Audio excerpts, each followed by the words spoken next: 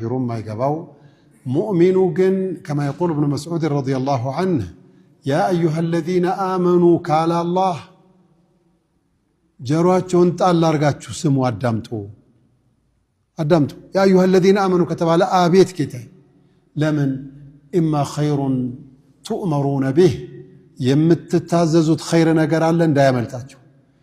أو شر تنهون عنه ويم يمتكلكلوت مدفو نجر الله بدن بندي جواتشو جرواتشون ستاتشو سمو بلوان أبيت يا ربنا لنا إذا نودي للصلاة من يوم الجمعة يجمعة كان لصلاة الجمعة آذان ثبتت الراق الزيار يا آذان سمو عنده نداء إبالا النداء ترينو جمعة من يوم الجمعة هذا يوم الجمعة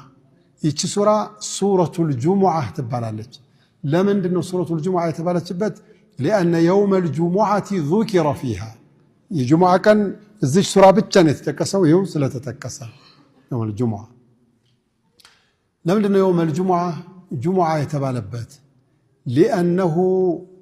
يوم يجتمع فيه الناس مؤمنوቹ لصلاة الجماعة كليلة وليت بالا ملكو የሚሰበሰቡበት ሳምንታዊ ቀን ስለሆነ ነው ብለዋል ወይም ደግሞ يوم الجمعة የተባለበት ምክንያት ከመክንያቶቹ አንዱ لأنه مشتق من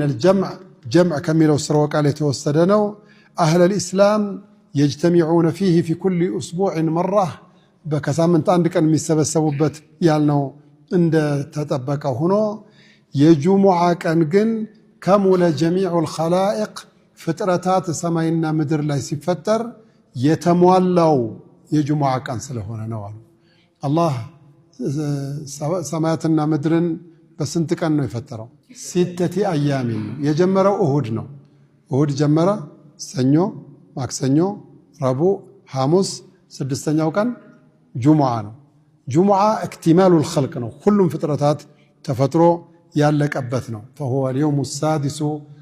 ስድስተኛው ቀን ነው ከስራ خلق ከተፈጠረበት ስድስት ቀኖች መካከል የመጨረሻው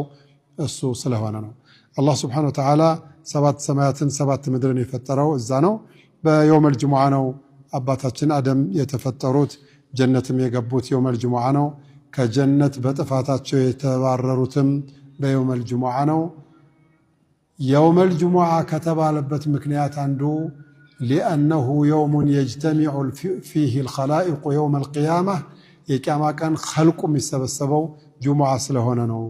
قلت كما ميقومهم جمعة سلهونا